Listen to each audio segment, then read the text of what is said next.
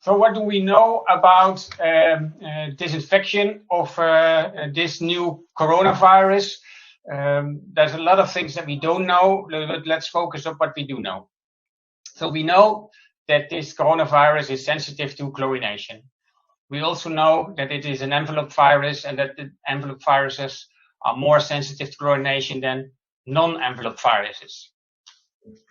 We also know that the coronavirus is sensitive to increased temperatures. And we know that it's transmissible by contact with infected surfaces or by air if you are close to someone with an infection. Okay, but if we want to have safe swimming, then we should know what do we need to know for safe swimming. And I added some issues specific for swimming because we know that it's sensitive for chlorination, but is it sensitive at swimming pool conditions? And the same goes for the envelope viruses and the chlorination of non-envelope viruses. What about pH and hydrochloric acid? If we look at the temperature, it's sensitive for increased temperatures, but what about swimming pool conditions? And of course, the transmission, if there is transmission through infected surfaces, could the pool water be an infected surface? And if transmission through the air with distances, what about aerosols which are formed from the pool water? So I hope that we can give some answers to all these questions, maybe not just from my talk, but also from speakers that follow up today. Let's focus on the sensitive to chlorination part. So up till now, I haven't seen any data on this coronavirus and sensitivity to chlorine inactivation. So we have to look at other microorganisms to say something about this chlorine levels that we should have in swimming pools.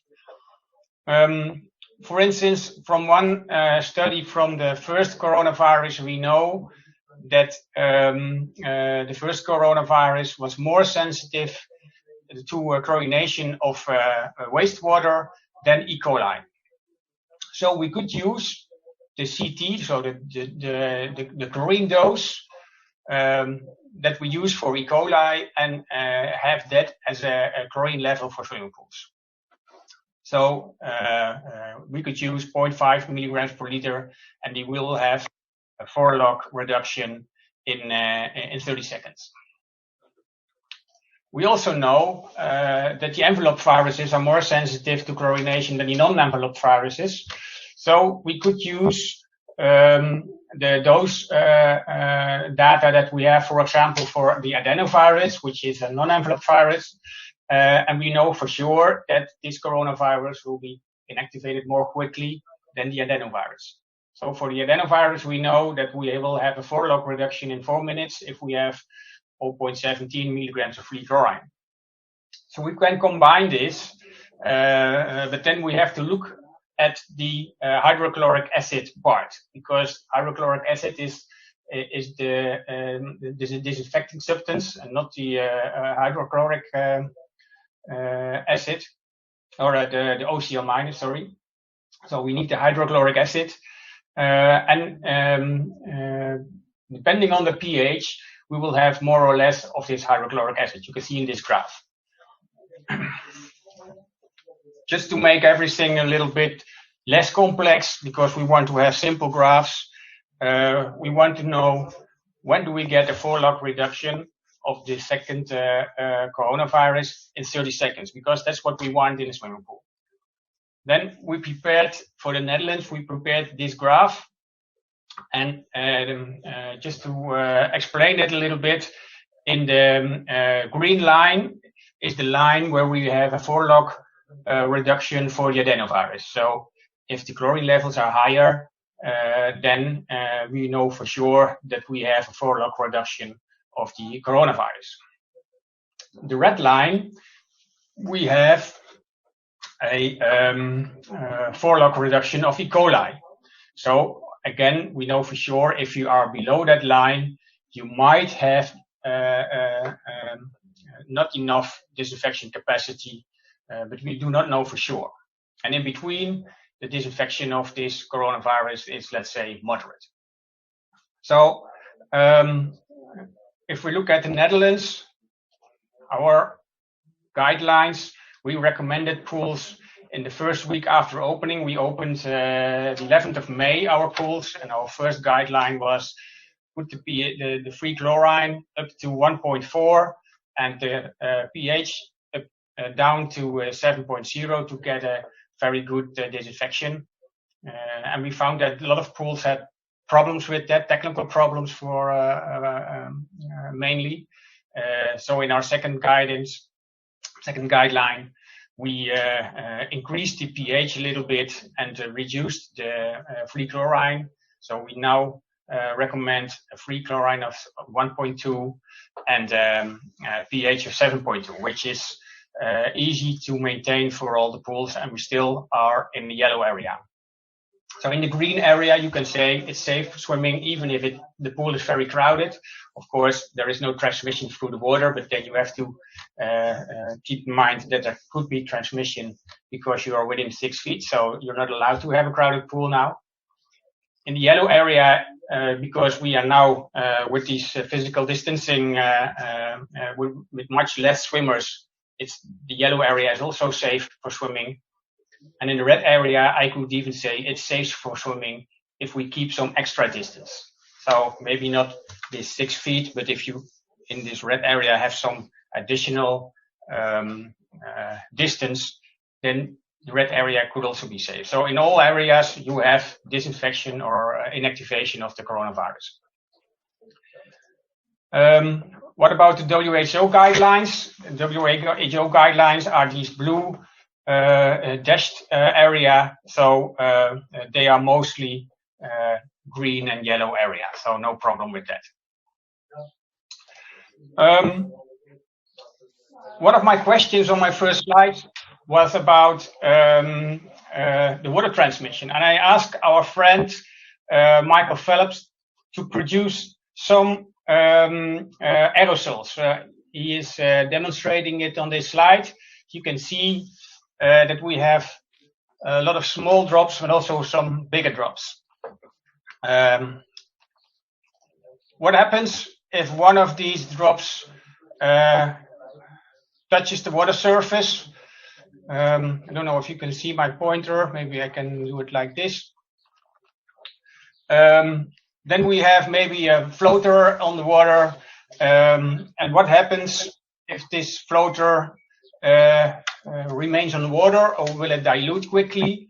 Will it go with the flow of the water? And if it dilutes and convected, maybe the disinfection can inactivate any viruses in this floater. But then the second swimmer, because Michael Phelps is always he's the fastest, he's always on front. The second swimmer is coming, and he has some distance, maybe 6 feet, maybe more. So what are the chances that when this swimmer reaches this danger zone, swallows maybe some of this water, will he get infected or not?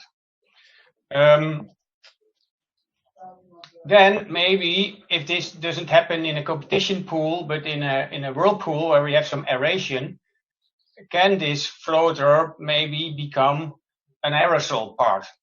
Maybe in the next talk we will have some words from Richard. Maybe he can say a little bit about it, and maybe we can come back later during the discussion about this, because this is one of the questions that I have. What are the chances of these saliva spots floating on the water become aerosolized again?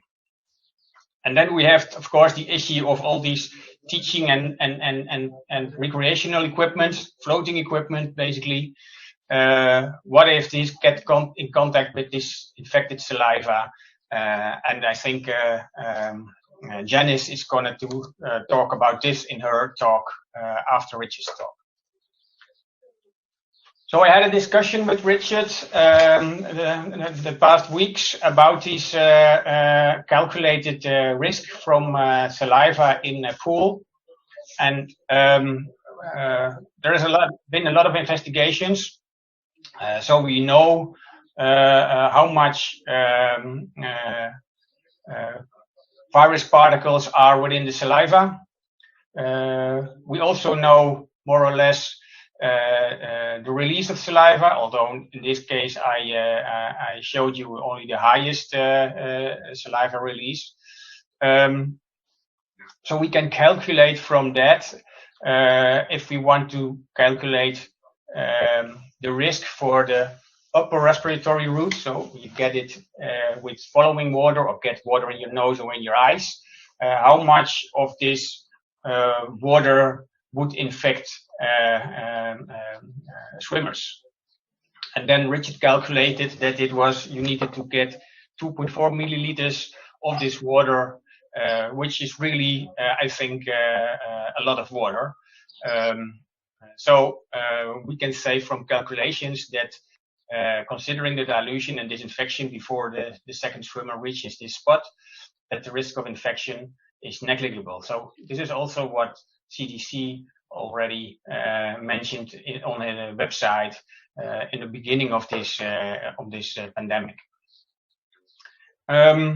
But then still some questions remain. But we can conclude. I want to be brief in my talk, so we can conclude that swimming in a pool is safe when some of these topics are met. So one, we should have we should be certain that symptomatic swimmers and staff stays at home for at least 2 weeks. So we don't want people with any symptoms to go swimming. Second, the pool water needs to be properly circulated and disinfected.